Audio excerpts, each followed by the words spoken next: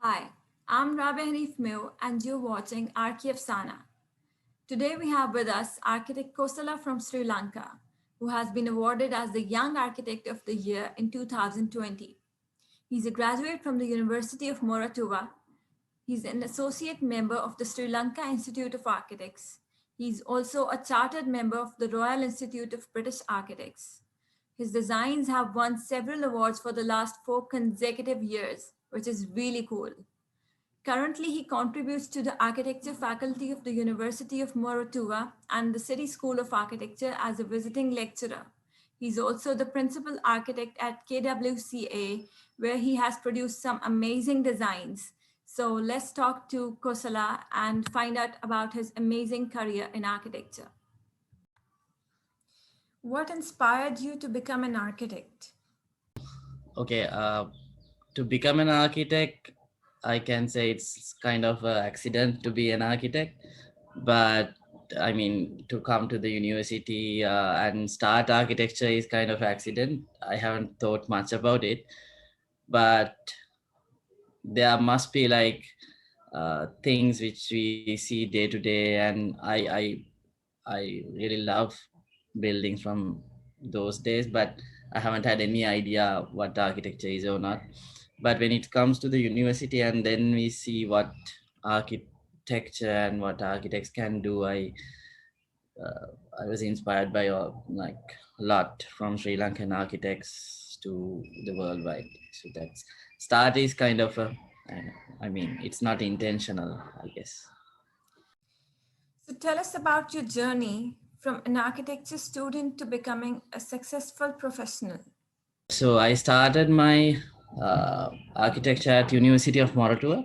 That's the main architecture school in Sri Lanka. It's from government. It's not a private thing. So I start after that. So the start was kind of a mess because uh, I I can draw a little, but not so much. Then it was hard at the beginning, but then when we understand what how to the process, how to start a design, and then how do you present it, and how do you think, you know, make a concept. From that onwards, I think I caught up with the process, and then what we actually did was it's not only architecture, it's the society you live in. So I think in university days also I mean, I didn't do only architecture. So we had friends, you know, we traveled a lot, we experienced things, uh, basically traveling, and then the gatherings, uh, and we did all kind of sports, extra activities. So everything makes you, you know, I mean, for an architect, I feel like you need to know a little bit of everything. You need to Right. experience a little bit of everything. So it's how I think. So even you know, studies. So I'm not the I may not the be the, you know, the first in the school, in the class, but I might be average person. But when it comes to design, so I scored every time because of the backgrounds of the things we, I mean, the crazy things we think, those stuff. And of course the university days, the when it comes to design, I always have this process. I go with the design process, which never you know, like we put designs alien kind of thing, like you always had some kind of a justification to whatever the thing you do.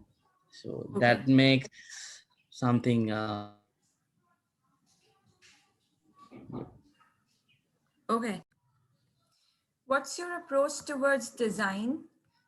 Do you have some design philosophy? And what kind of architecture have you produced until now? design philosophy in the sense, okay, I do greatly believe in the process, not the final product. Okay. So as I said earlier, like when we start a design, we analyze the client, we analyze the context and whatever the function, and then only we come up with a concept. uh, we never, I mean, okay, there are nice buildings to inspire and there are nice things to inspire, but whatever the things, you have to uh, you know check who is your client, his budget, his likes, his dislikes. You have to read him. And then again, the site, what kind of a site is this, what are the micro and macro context in the area, and analyze it, and then we'll always come up with a unique concept. So architectural language wise, my projects are really different from one to another. I don't follow a style. Simply, I can't follow a style because it uh, mostly depends on how we analyze the user, how and what kind of a site is that. So I don't believe in a particular style, but I believe in when you the process. So when you do the process right, when you stick into a concept and you develop it, you always have a nice product. So it's unique to one to another. um, Basically that's it. So we have like a range of design philosophies, I mean designs what we have done, which is different to each other. So tell us about the paint shop project. So this is the paint shop is a very small project. It's a renovation. There was a small building for this client, and it was rented out. So again, so we went on the process. So when it comes to client, what he wanted was, he wanted a very low cost because he was on a rent. So he might have to go out from here in couple of years. So didn't want to spend much. And then it's a small space. He want a lot of his requirements was high, like he wants a lot of storage, a lot of display, that kind of a thing. And so we, checking that, we came with a concept. One thing, we wanted to make the display and storage together, so then we can give maximum usage for the space. So basically the paint shop is a storage and a display together.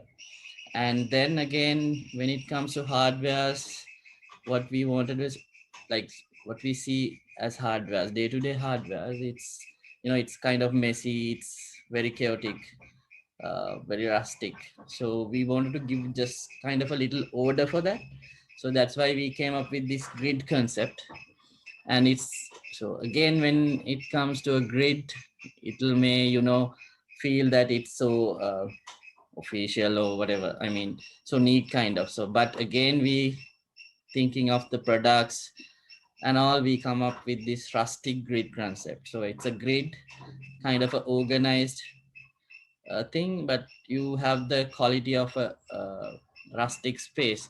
One thing is, when it comes to the user, like whoever the people come to see the I mean, to get the stuff, they doesn't have to feel this is so much expensive, this is a very high class thing, because these are like, people who come to here is like very, upper middle class or lower middle class, like normal people, day to day public, not very high end guys. So they have to feel it's very, down towards subtle, humble kind of a feeling. So the rustic comes up with that. And again, we try to, put some trees, uh, because to get attraction, basically outside, to get attraction from the it's on a very public street. And one thing, other thing is to, there's so much of sound, so much of uh, pollution. So, to cut down a little, so we came up with a little bit of trees. And the trees, again, we always try to use, okay, and okay, forgot about the cost. So the when it comes to cost, the material is so much important. So that's why we came up with this reinforcement rods. The whole structure is out of the reinforcement rods, which we use in concreting. So that's very cheap. And then we had some roofing sheets, used roofing sheets for a few areas, and some checker plates. So those kind of stuff. Even the trees were planted on the in pots, reuse paint buckets, those kind of stuff. So it's basically the concept come up with the clients analysis and then the site, and we try to develop it to the end. So here comes the product. That's how it is. Your advice for the young architects. My advice is, okay, now this is a good example. You don't have to have big projects to do architecture, to do, I mean, to enjoy. Even if it's a small project, this is, I think, less than 1,000 square foot. So even if it's a small project, you can enjoy, you can apply your theories, you can try different concepts. Don't try to copy from Pinterest or ArcDaddy or wherever. If you come up with some kind of a concept, so it will be a unique thing, so others will follow you. So don't try to copy, try to be genuine and enjoy. That's what I need to tell, I guess. You've been awarded as the Young Architect of the Year in the year 2020. Tell us something about it. This particular word was given to me on 2020. It So the criteria was, they check, I mean, I have to submit 3 projects of mine. So basically it's mostly on design aspects, but then there's again the contribution to the profession of architecture, and the contribution to the education of architecture from me. So talking about those two, I'm a council member of Sri Lanka Institute of Architects, an active member of Acacia, a lot of activities here in Sri Lanka, and Asian as well. And then when it comes to education, I'm a visiting lecturer, design tutor of 3 main schools of architecture here. So I think with those, they have decided to give it to me as the young architect of the year. So yeah, it's a kind of a very big achievement for us, for me, because at a fairly young age to get that. Yes, thank you. Okay, Kosala, thank you so much for your time. It was really nice talking to you. Hey everyone, thanks for watching the video. Please like, share, and subscribe to my channel.